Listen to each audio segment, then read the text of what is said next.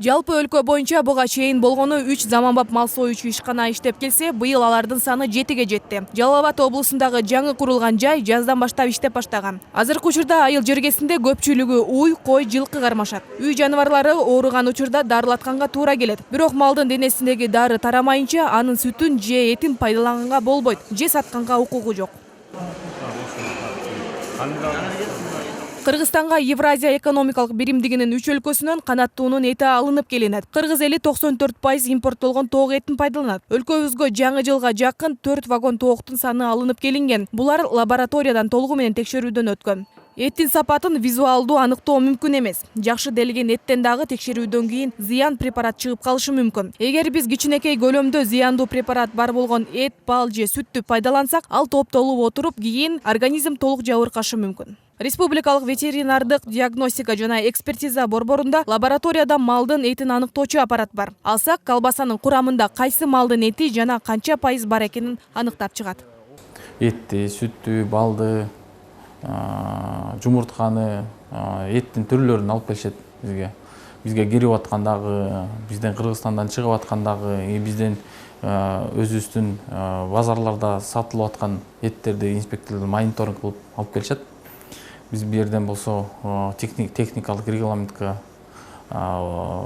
жараша, таможенный союздун технический регламентине жараша biz ошол технический регламент менен текшеребиз.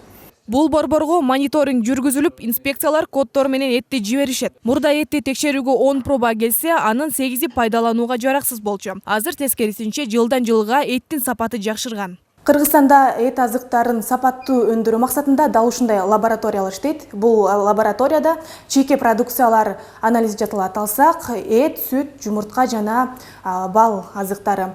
Өзүңүздөр көргөндө 2014-жылы ушул лабораторияга акыркы үлгүдөгү жаңы жабдуулар алынып келинген. Бул жабдуулар анализди эң жогорку деңгээлде жасоого мүмкүнчүлүк түзөт.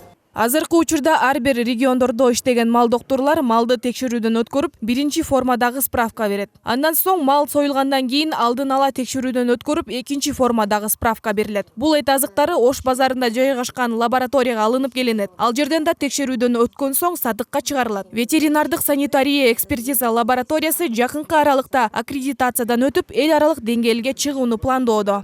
Базарга келип, ички органдар менен форма 2 деген справка менен келип, бизде биринчи форма 2си текшерилип, эсе туура тартылган болсо анан ички органдар текшерилип, ооруларга текшерилгенден анан таза болсо сатканга уруксат деген сертификатын беребиз да, анан этине клейма басылат. Авальный. Эт азыктарын экспорттоодо аны кабыл алуучу тарапты Кыргызстанда талапка жооп берген мал союучу жайлар бар экенине ынандыруу керек. Быйыл жыл соңуна чейин дагы 5 заманбап мал союучу жай курулуп бүтөт. Мындай жаңы ишканалар менен бардык аймактар камсыз болот. Эт менен сүттү өндүрүү жогорулап жаткандыктан бул өзгөчө мааниге ээ. 2018 жылдан тартып Евразия экономика биримдигинин өлкөлөрүнөн өзүнүн өндүрүмүн экспорттоого Кыргызстандын 43 ишканасы ээ болгон. Алардын 5-өө эт азыктарын өндүрөт.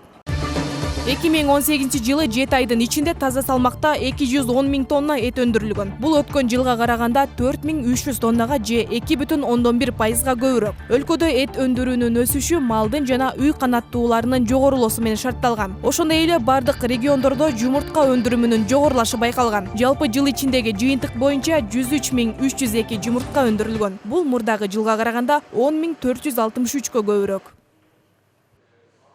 Асель Сыдыкова, Арстан Дукоев, Ош Бирим жаңылыктары.